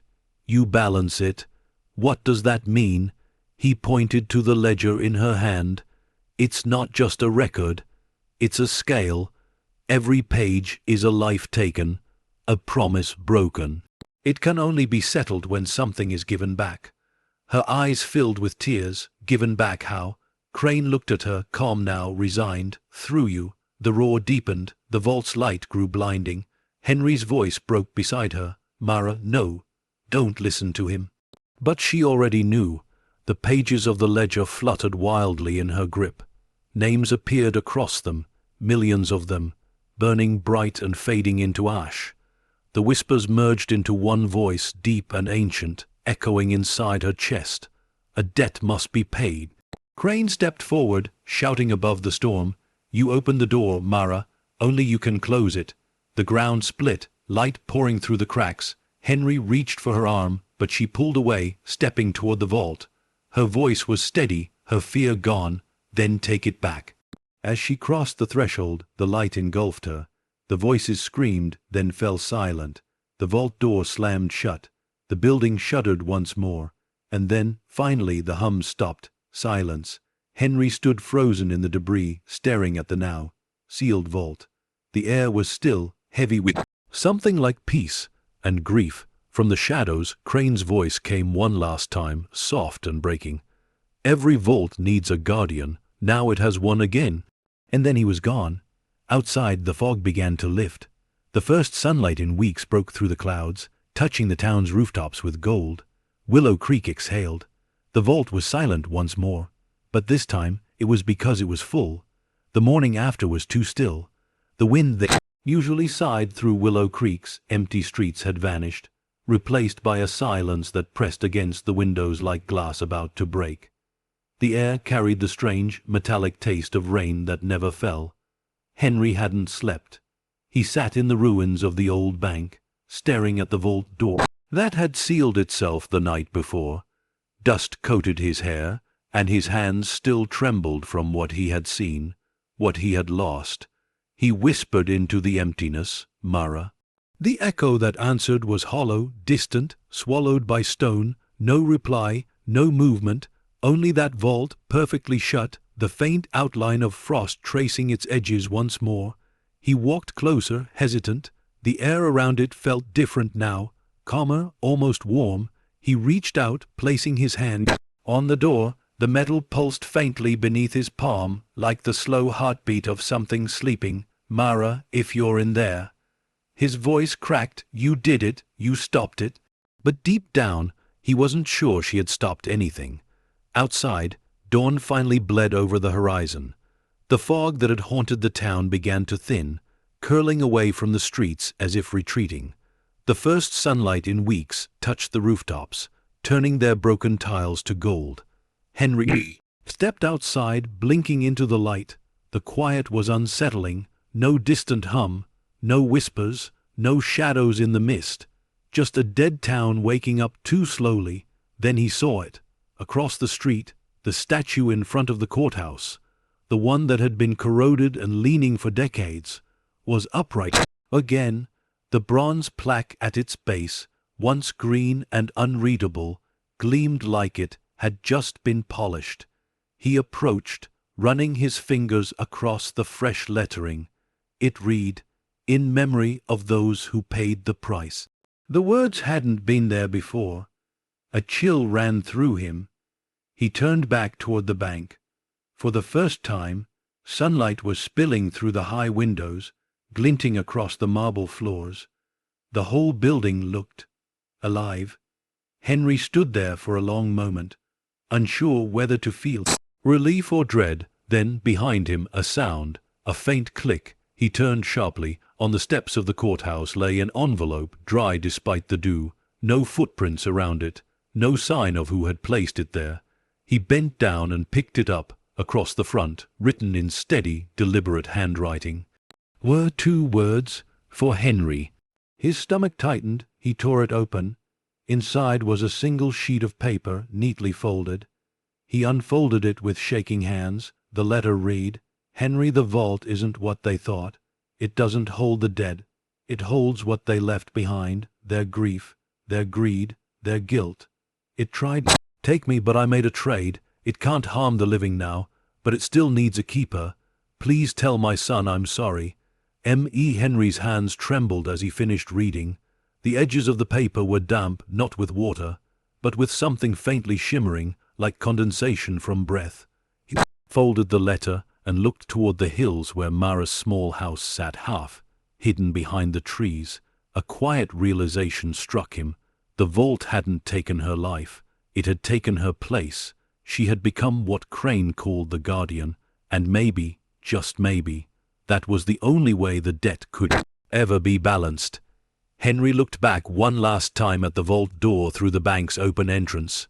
The frost that once formed across it was gone now. In its place, faint golden light pulsed from within. Slow, steady, peaceful. He took a deep breath, then whispered, "You did it, Mara. You paid the price." He turned and began walking down the street, the sun warming his face, the air no longer thick with dread. But far behind him, deep inside the vault, a single page of the ledger turned on its own. Ink bled slowly across the paper, forming new words beneath the last entry. Balance restored. But not for long. As the light grew stronger over Willow Creek, the shadows slipped quietly beneath the surface once more. The vault was silent, but truth never stays buried forever. The day moved like a ghost through Willow Creek, too bright, too calm, too quiet to be trusted. For the first time in years, sunlight reached the corners of town that had known only fog and shadow, but the stillness wasn't peace, it was pause, the kind that comes before something breathes again. Henry drove toward the edge of town, toward the small house that Mara had called home. Her mailbox leaned crookedly, her porch steps still sagged, her curtains still half drawn, everything exactly as she'd left it except for one thing. The front door was unlocked. He stepped inside. Dust hung in the air like snow suspended in time. A faint smell of paper and lavender lingered, like memory itself refused to leave. On the kitchen table sat a journal, open to the middle. Its pages rippled from damp. The handwriting was hers. "If anyone finds this, it means the vault didn't take me completely. It listens when I write. I think it remembers through words. The more I understand, the more it settles. It doesn't want harm, it just wants to be known." Henry turned the page, his fingers trembling. The money wasn't real currency. It was a record, a way of measuring guilt. Every dollar was a promise made and broken. The vault kept those promises alive until someone was willing to face them. It doesn't forgive, but it learns. That's what it needed. Acknowledgement. He swallowed hard. You gave it what it wanted. The next page bore a small pressed photograph, an image of her son, maybe 8 years old, smiling with a missing front tooth. Below it, her last entry. "Tell him I finally found something worth keeping safe. Tell him his mother's debt is paid." The words blurred as Henry's eyes filled with tears. He closed the journal gently and pressed his hand against it, whispering, "You did more than pay it, Mara. You freed it." A sudden breeze stirred through the house. The curtains lifted, though the windows were shut. A low hum, faint but familiar, drifted through the air, not threatening, not angry, just present. He turned toward the sound. It was coming from the radio on the counter, an old, cracked thing that hadn't worked in years. Its dial glowed faintly green, static murmuring like a heartbeat.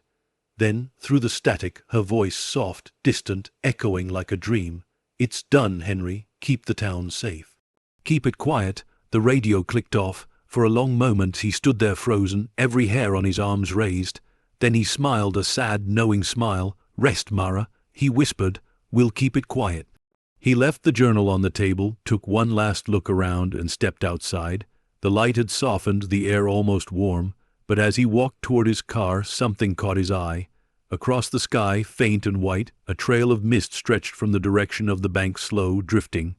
Almost beautiful, it was the same mist that had once haunted Willow Creek, only now it wasn't cold. It shimmered like silver dust under the sun, rising higher, dispersing into the open air. Henry watched until it was gone, the quiet settling again. When he finally got into his car, he didn't notice the object lying on the passenger seat, until he started the engine, a small brass key, old and worn, its head engraved with the words, "For the next." He stared at it for a long time, his chest tightening with dread and awe. The vault had chosen a new keeper. Outside, the wind picked up, carrying the faintest echo through the streets, a woman's voice, calm, gentle, eternal. "Every debt finds its way home." The sound faded into the hills as the sun dipped lower, leaving Willow Creek bathed in the golden light of uneasy peace. And beneath the quiet town, behind the sealed vault door, faint lines of light began to form again, not green this time, but gold. Balance never lasts forever. It only waits for the next truth to be found. By nightfall, Willow Creek was no longer quiet. What began as stillness had turned into tension, a pressure in the air that made the streetlights hum and the leaves tremble. Henry stood at the window of the Chronicle office, watching the empty road that led to the bank, but it wasn't empty anymore. Headlights glimmered in the distance. At first one pair, then two, then five. Unmarked vehicles, slow, moving, coordinated. They crept through the fog like predators that already knew where their prey was hiding. He turned to the woman beside him, Sheriff Colleen Reeves, the last law still standing in town. Her jaw was set, her voice low. "Federal plates, no insignia, they're not local." Henry nodded grimly. "They're here for the vault." Down the street, the bank loomed like a scar against the skyline, silent and glowing faintly from within. Since Mara's disappearance, strange activity had returned, their flickers of light behind the old windows, faint rumbling underground. People whispered about it in the diner, in the church. Even in the bars that hadn't seen customers in years, now the whispers had drawn attention, the wrong kind. Henry reached into his coat pocket and pulled out the brass key Mara had left behind. It was warm to the touch, almost pulsing with its own rhythm. The engraving on the head, "For the next," caught what little light remained in the room. Colleen stared at it. "You really believe what she said, that this thing, this vault, is alive?" Henry exhaled slowly. "I don't have to believe. I've seen it breathe." Outside, the engines stopped. Car doors opened. Figures stepped out, men in black coats, carrying cases that looked too heavy to be just for papers. Colleen cursed under her breath and checked her revolver. "They're not here to talk." Henry's eyes hardened. "Then neither are we." They crossed the street together, the air thick with fog and electricity. The closer they got, the louder the sound became, that low, thrumming heartbeat from beneath the ground, like the earth itself was waiting for something. The bank doors stood open. Inside, the marble floor gleamed wet. Under the emergency lights, the vault at the far end glowed faintly gold now, its edges alive with light. Colleen whispered, "She's in there, isn't she?" Henry didn't answer. He could feel it, the same pulse in his chest, matching the one in the air. The vault wasn't sleeping, it was aware. A sharp command echoed from behind them. "Step away from the building." They turned. The men in black had arrived, forming a line across the street. One of them, tall, masked, voice amplified through a device, shouted again, "This property is under federal reclamation. Anyone inside will be detained." Colleen stepped forward, her badge glinting under the streetlight. Federal reclamation of what? She called. That vault's not yours anymore. The man lowered his weapon slightly. It was never yours. Henry's voice broke the silence. You don't understand. You open that door now, and you'll unleash what she died to contain. The man hesitated, then, coldly, containment isn't the goal, recovery is. That's when Henry saw it, a faint green glow leaking from the cases the agents carried. The same color he'd seen in the vault months ago. They weren't here to seize it.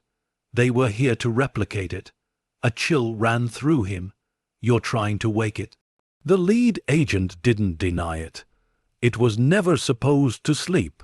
Colleen fired the first warning shot straight into the pavement at his feet.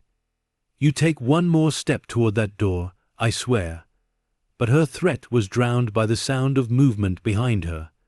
The vault pulsed again once, twice a deep vibration that rolled through the entire block. Streetlights flickered, and the agent's equipment began to hum, responding like instruments to a conductor no one could see. The vault's light turned brighter, bleeding into the cracks in the marble, into the air itself. The sound wasn't just a hum anymore.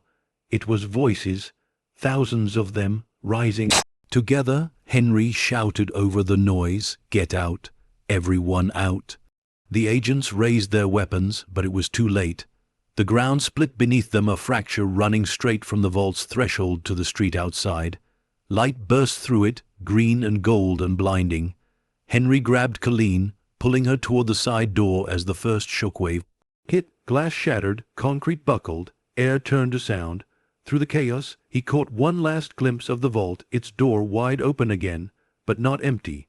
Inside, shadows moved, slow, purposeful, familiar. One of them looked up, a woman's outline, eyes glowing faintly gold, her expression calm and terrible all at once. Mara, Henry froze, heart in his throat. She's alive. Colleen's voice was hoarse. No, she's something else. The light swallowed them both as the second shockwave ripped through Willow Creek. When the dust settled, the town was silent again, but the silence was different this time. Not absence, expectation, because the vault was no longer just beneath the bank. It was spreading. Smoke rolled through the broken streets of Willow Creek like a tide, slow and choking. The air shimmered with heat and static, every breath heavy with the scent of dust and ozone. Where the bank once stood proud and silent, there was now a wound in the earth, a crater of light and ruin, pulsing like a heartbeat that refused to die. Henry coughed, forcing himself up from the debris. The world rang in his ears. His vision swam in flashes of green and gold. The vault had exploded or awakened. He couldn't tell which. Beside him, Sheriff Colleen pushed herself to her knees, her uniform streaked with ash. What in God's name? What was that? Henry wiped the blood from his forehead, his voice a rasp. It wasn't an explosion, it was release. The glow at the center of the crater brightened. The agents, those who had survived, stood frozen, their weapons useless in their hands. Their shadows stretched unnaturally across the ground, bending toward the light like grass toward the sun. Then from the heart of the light, a figure stepped forward. Mara. She moved slowly, almost weightless, her hair flowing as if underwater. Her eyes shimmered with the same gold that now lined the vault's walls. The air around her vibrated, calm, controlled, dangerous. Henry stumbled forward. Mara. It's me. Her gaze met his, and for a heartbeat he saw her. The woman who had laughed over cheap coffee, who had cried when she first opened that bank door. But the voice that came out wasn't the same. It carried an echo, as though countless others spoke through her. You shouldn't have come back. Henry froze. You're alive. Alive is not what I am. Colleen aimed her gun, her voice trembling. Whatever this is, it's not her anymore. Mara tilted her head slightly, eyes flicking to the sheriff. The weapon shook in Colleen's grip as frost began to bloom along the barrel. No more guns. No more taking. Colleen dropped the pistol, clutching her frozen hand. Henry took another cautious step forward. Mara, listen to me. You stopped it once. You don't have to do this. Her expression softened for a fraction of a second. I didn't stop it, Henry. I became it. The words hit him like a blow. The vault was never a thing. It was a hunger. She continued. It needed a keeper to hold the balance. I opened it, and now it sees through me. Behind her, the surviving agents began to move again, forming a line at the edge of the crater. Their leader, the same masked man from before, raised his voice over the wind. Contain the subject. Fire on my mark. Henry shouted, "Don't." But the order came anyway. Gunfire tore through the night. Bullets sliced through the mist, but before they reached her, they froze Medusas, bended in time like dust in sunlight. Mara closed her eyes. The air shimmered. Then every bullet turned to ash. A wave of light rippled outward, sweeping through the ranks of soldiers like a silent scream. Their shadows twisted, contorted, then dissolved into the air, leaving only the empty shells of their rifles clattering to the ground. Henry shielded his face as the shockwave passed. When he looked again, the street was littered with nothing but dust and silence. Mara stood alone in the center of it all, light flickering around her like a halo and a storm all at once. Henry stepped closer, desperate. "Mara, if you're still in there, please, come back. You're not a vault, you're you." Her voice softened, almost tender. "I wish that were true." She looked at her hands, glowing, trembling, dissolving at the edges. "But every debt I touch becomes part of me. Every sin, every secret they buried here, it's all awake now, and it's spreading." Colleen's voice broke behind them. "How do we stop it?" Mara's eyes lifted toward the horizon, where the first light of dawn fought against the rolling fog. "You can't stop truth. You can only contain it." She turned back to Henry, her voice dropping to a whisper. "Go, take what's left of the ledger. Don't let them rebuild it. Promise me." Henry shook his head. "Not without you." Mara smiled sadly. "Then the town dies with me." Before he could answer, the light around her flared. The ground began to crack again, splitting down the middle of the street. Golden fissures spread in every direction, veins of light crawling through the pavement toward the hills. Henry shouted, "Mara!" She looked at him one last time, her eyes clear, human again. "Keep it balanced." Then she stepped backward into the light. The vault roared, swallowing her whole.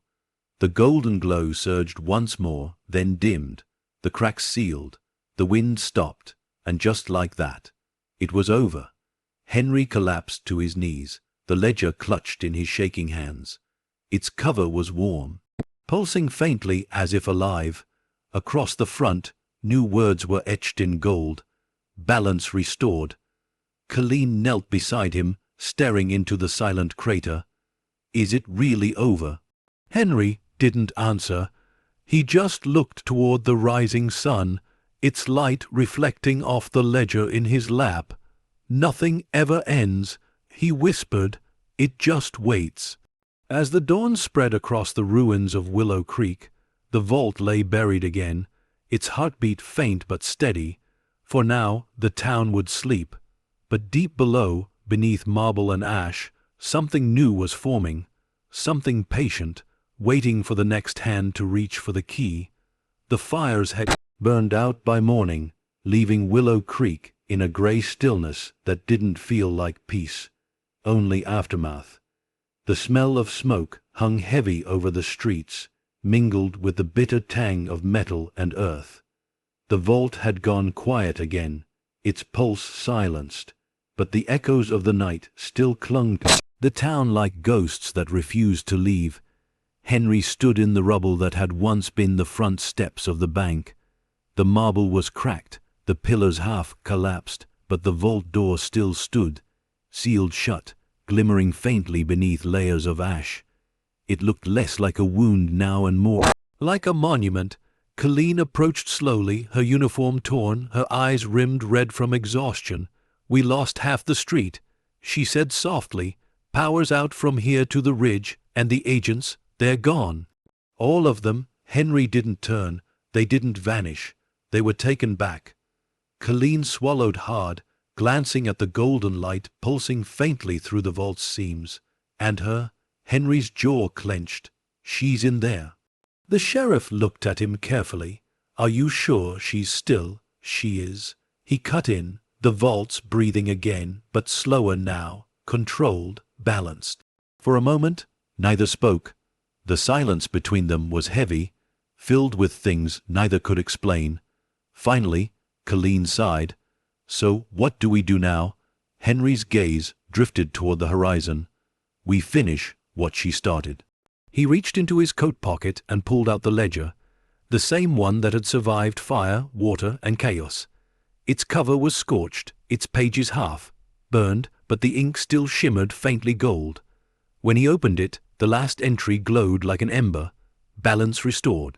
But beneath it, fresh words were writing themselves in real time, letters etching across the paper with invisible hands, but the cost remains.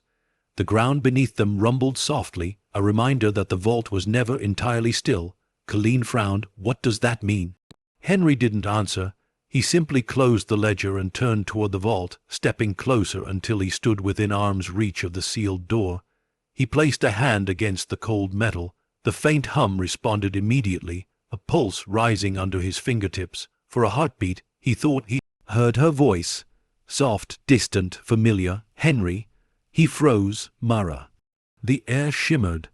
The light through the vault's seams brightened, forming patterns across the surface. Circles, symbols, lines like a heartbeat drawn in gold. Her voice came again, a whisper carried on air that wasn't really air at all. It's not over. They'll come for it again. Henry's throat tightened. Then we'll stop them. I'll protect it. I swear. Silence, then, faintly, don't protect it. Hide it. Before he could respond, the light dimmed again, the vault cooling beneath his palm. The whisper faded, leaving only the steady rhythm of wind moving through broken stone. Colleen stepped closer. What did she say? He turned to her slowly. She wants it hidden. Hidden where? Henry looked down at the ledger in his hands, then toward the distant mountains. Endless, ancient, untouched. Somewhere it can't be found. Somewhere it won't ever be opened again. The sheriff nodded grimly. You really think that's possible? He gave a tired, hollow smile. It has to be. The sun began to rise, washing the ruins in pale gold light. It touched the vault's surface and made it shimmer, warm, almost alive. For the first time in months, Henry felt something close to hope. Not peace, not safety, just the fragile understanding that maybe, just maybe, what was broken could finally rest. He took one last look at the vault. Goodbye, Mara, he whispered. You paid the price. Then he turned and walked away, the ledger pressed to his chest, the key in his pocket heavy as truth itself. Behind him, the vault door pulsed once more, one slow, quiet heartbeat, and then went still. As dawn broke fully over Willow Creek, the light spilled across the cracks and ashes, sealing them in gold. The vault had closed its eyes again, but every debt leaves a trace, and somewhere deep below, the memory of her promise still echoed through the silence. The days that followed blurred together, quiet, hollow, and heavy with the kind of silence that meant something had changed forever. Willow Creek had survived the night, but it no longer felt like the same town. The streets were coated in dust that shimmered faintly under the sun. The buildings hummed softly when the wind passed through them, and every person who walked those streets felt as if they were being watched not by something sinister but by something awake. Henry didn't sleep much. He worked in the back room of the Chronicle, the vault key on the table beside him, the ledger open to its final entry. Every few hours the ink would shift, faint new marks appearing in the margins, not words, but heartbeat patterns, steady and rhythmic, like the pulse of the thing buried beneath the town. He had made his decision. It couldn't stay here. At dawn, he packed his car, just the essentials, a blanket, the ledger, the key, and a map dotted with places Mara had once spoken of. Abandoned mines, forgotten train stations, underground shelters, places built to be lost. He didn't know which would hold the vault's secret next. He just knew it couldn't stay in Willow Creek. As he turned the ignition, he looked once more toward the ruins of the old bank. It stood silent, rebuilt only by sunlight. For a moment he thought he saw movement in the upstairs window, a figure, faint and golden, watching him with calm eyes. He smiled softly. "Keep them safe, Mara." The figure didn't fade. It simply nodded once before dissolving into the light. Henry drove. The town grew smaller in the rearview mirror until it disappeared behind the hills, swallowed by morning fog. The road stretched out before him, endless and empty. The farther he drove, the lighter the air became, as if the weight of what he carried was being shared by the land itself. By the second day, he reached the mountains. Old mining tunnels cut through the rock relics from another century, just deep enough, just forgotten enough. It was perfect. He parked near the entrance of an old shaft, the air cool and still. Inside, dust drifted through beams of sunlight that pierced cracks in the ceiling. It smelled of iron and time. Henry carried the ledger and the key into the heart of the tunnel. Every step echoed like footsteps in a cathedral. When he reached the deepest chamber, he stopped. There was already something waiting, a stone pedestal, ancient and smooth, like the mountain itself had carved it for this moment. He set the ledger down gently. Then he placed the key beside it. The air shifted. The ground hummed. A faint gold light seeped from the stone, wrapping both objects in a thin halo before fading again. Henry exhaled slowly, whispering, "Rest now." As he turned to leave, he paused. The faintest sound followed him, a woman's voice, distant but unmistakable. "Thank you." He smiled without turning back. "You're welcome." Outside, the wind had changed. It was softer now, no longer carrying whispers, just the sound of air moving freely through the valley. Henry looked toward the horizon. The sky was burning orange, the first sign of sunset painting the world in warmth. He felt the pull of sleep for the first time in days, the kind that comes not from exhaustion, but from peace. He got back into the car, turned the key, and drove toward the setting sun. Behind him, the mine entrance shimmered faintly before collapsing in on itself, sealing forever. The vault was gone. The debt was buried. The world, for now, was balanced. But as night crept over the mountains, far beneath the earth where no light could reach, the stone pedestal pulsed once a soft, rhythmic beat. And in the dark, the gold lettering on the ledger's cover began to glow again. Balance held. And so, the vault slept once more, buried not under a bank or a town, but under the weight of a promise. Because some truths aren't meant to be erased. They're meant to be guarded until the next heart brave enough to open them comes along. Months passed before the town dared to breathe again. Willow Creek had become something else, quieter, slower, almost reverent. The bank's ruins had been cleared away, leaving an empty square that locals began calling the Hollow. Grass had started to grow through the cracks of the old foundation, and in the mornings, when the mist rolled low over the valley, a soft golden shimmer still lingered there, like sunlight trapped in the air. Henry had left weeks earlier. No one knew where he went, only that his car had been seen heading west before dawn. Some said he'd gone to bury the past.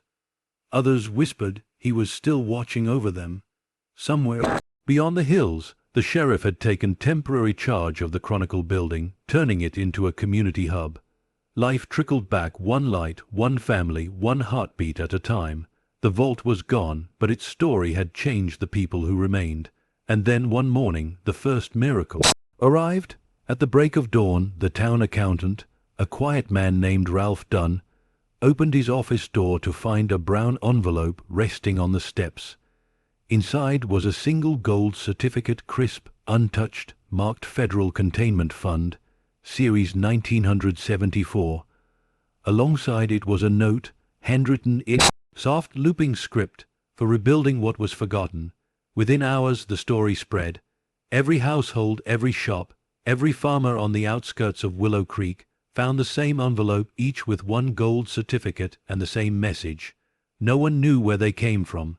No one saw who delivered them, but somehow every family received exactly what they needed, enough to pay off debts, repair homes, restart lives.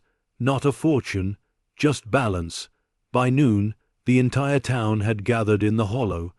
The old mayor stood at the front steps of the cleared bank, holding one of the certificates up to the sunlight. "These," he said, his voice trembling, "are not charity. They are reminders, proof that value isn't about what we hoard, it's about what we return." The people applauded softly, not out of excitement, but out of understanding. And as the sound faded, a little boy tugged on his mother's sleeve near the back of the crowd. "Mom," he whispered, "look." The mother turned. At the edge of the square, where the marble foundation met the soil, something was glowing faintly, a thin line of golden light tracing the outline of what used to be the vault. It pulsed once, then again, slow, gentle, alive. The crowd fell silent. The sheriff stepped forward, eyes wide. "Henry," she whispered, but the glow faded, leaving only the stillness of morning and the faint sound of wind through the grass. The boy picked up one of the envelopes left near his feet. It was different, smaller, older. He opened it carefully. Inside was a single note, written in familiar handwriting. "Every promise kept is a deposit returned. M.E." His mother's hand went to her mouth. The sheriff took the note, reading the initials again, her eyes shining. "Mara Ellis," she said softly. For a moment no one moved. Then, slowly, everyone bowed their heads, not in fear, but in gratitude. Hollow shimmered faintly, the air charged with warmth. Somewhere above, the clouds parted just enough for sunlight to pour through a perfect beam, landing on the place where the vault had once stood. And for the first time in decades, Willow Creek felt whole. As the people drifted away, the boy looked back one last time. In the light, he thought he saw her, a woman in a long coat, standing where the vault used to be, smiling faintly before fading into the morning sun. The legend of the vault had ended, but its value had just begun to return. Evening settled softly over Willow Creek, wrapping the town in a golden calm that felt both foreign and familiar. The shadows stretched long across the square where the bank once stood, painting the cobblestones with the last light of day. The hollow had become something sacred now, not through ceremony, but through silence. It was a space no one spoke loudly in anymore, a place where whispers felt like prayers. The townspeople had started leaving flowers near the old foundation. Not bouquets, just single blossoms, wild ones, daisies, thistles, mountain lilies, the kind that grew without asking permission. No one told them to do it, it just began. That night, Sheriff Colleen Reeves locked the Chronicle office and walked home through the quiet streets. The gold certificate she'd received that morning was tucked in her jacket pocket, though she hadn't used it. She couldn't. It felt less like money, more like a message. A promise. As she crossed the town square, something caught her eye. A soft flicker, not light from the street lamps, but something warmer. She stopped. The faint golden pulse had returned, tracing its path along the edges of the foundation where the vault once stood. The rhythm was slower now, steady like a resting heartbeat. Colleen knelt beside it, pressing her palm to the earth. It was warm, alive. "You kept your word," she whispered. A soft wind brushed past her, gentle and cool, carrying the scent of rain that never fell. She looked up, and for the briefest moment, she wasn't alone. Mara stood in front of her, not a ghost, not a vision, just presence, solid, radiant, and calm. Her eyes were no longer the haunted ones of the woman who had fought the vault. They were clear, peaceful. Colleen's throat tightened. "You really did it, didn't you?" Mara smiled faintly. "It's not about doing, it's about returning. The world keeps taking, and someone always has to give back." "Why you?" Mara's gaze drifted to the horizon. "Because I was the one who opened it. The one who heard it breathe. The vault wasn't evil, it was unfinished. It just needed to learn what value really was. Colleen blinked back tears, and now, Amara said softly, it sleeps, but not forever. One day, someone else will dig too deep, and the balance will shift again. It always does. She looked down at Colleen, her voice barely more than wind. When that happens, remember this: you can't destroy what's been made from greed. You can only change what it means. The sheriff's hand tightened against the ground. Then I'll protect it. I'll protect your town. Mara's expression softened with gratitude. It's not mine anymore. It's theirs. As she spoke, the light from the ground began to rise, swirling gently around her. The warmth spread through the square, brushing against every flower, every stone, every breath of air. Mara looked one last time at Colleen and whispered, "Tell my son I kept my promise." Then she was gone, dissolving into the golden air, leaving only the faint hum of the vault's pulse beneath the earth. Colleen sat there for a long time, staring at the empty space where Mara had stood.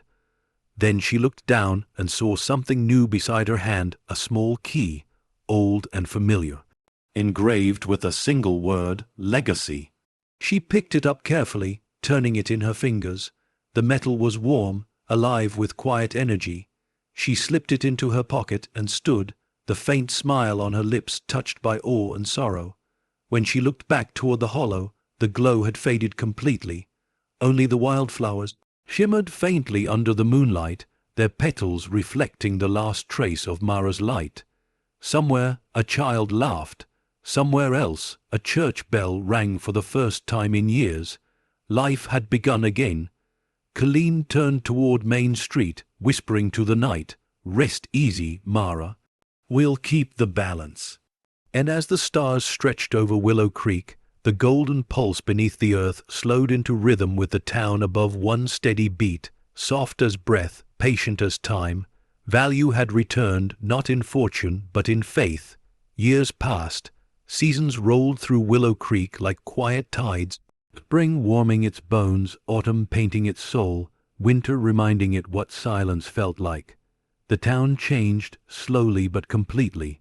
The old marble square was now a garden, the place once known as the Hollow reborn into life. Children played where the vault had once breathed. Flowers grew through the cracks that money had once sealed shut.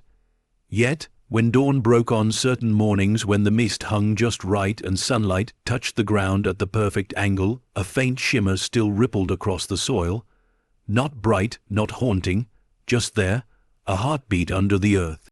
Colleen Reeves still wore the badge, though she rarely needed it anymore. Crime had vanished, not out of fear, but understanding. The people had found balance, in small ways, sharing tools, trading food, fixing homes together instead of waiting for someone else to do it.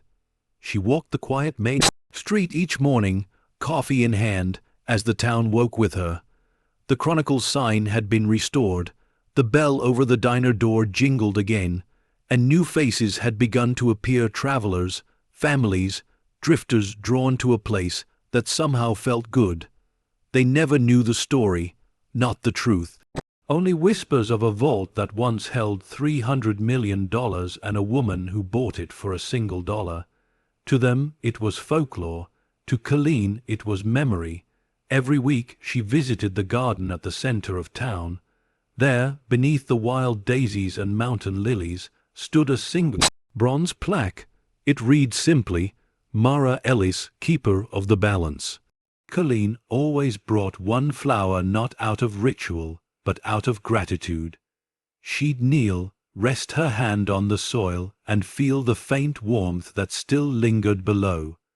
One morning, as she stood there in the soft dawn, she noticed a small envelope resting against the plaque.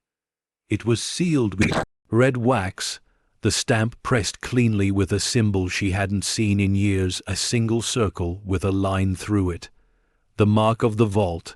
Her pulse quickened. She looked around, but no one was there. She knelt, picked it up, and broke the seal. Inside was a letter, not typed, not printed. Handwritten, "Colleen, you've kept the balance longer than I expected. The town is healing, but you should know balance never dies. It moves. The ledger was never meant to end. It records as long as the world remembers what was taken. Guard what you can. Teach what you must. When the next debt rises, make sure they understand the cost. Colleen's hands trembled as she finished reading. The words carried no fear, only truth and a kind of peace that came from someone who had made her choice long ago. She folded the letter carefully and slipped it into her jacket. Then she looked toward the horizon where the mist had begun to lift. The sunlight rolled down the hills, golden and endless, and for a moment it almost looked alive, like the earth itself was breathing again. Behind her, the plaque caught the light. The engraved letters shimmered faintly as the acknowledging her silence. "Mara," she whispered, "I'll keep it safe." And then she smiled, not in sadness, but in understanding. In the distance, the church bell rang once, clear and bright. The sound carried across the valley, echoing through the town, over the mountains, and into the quiet places of the world.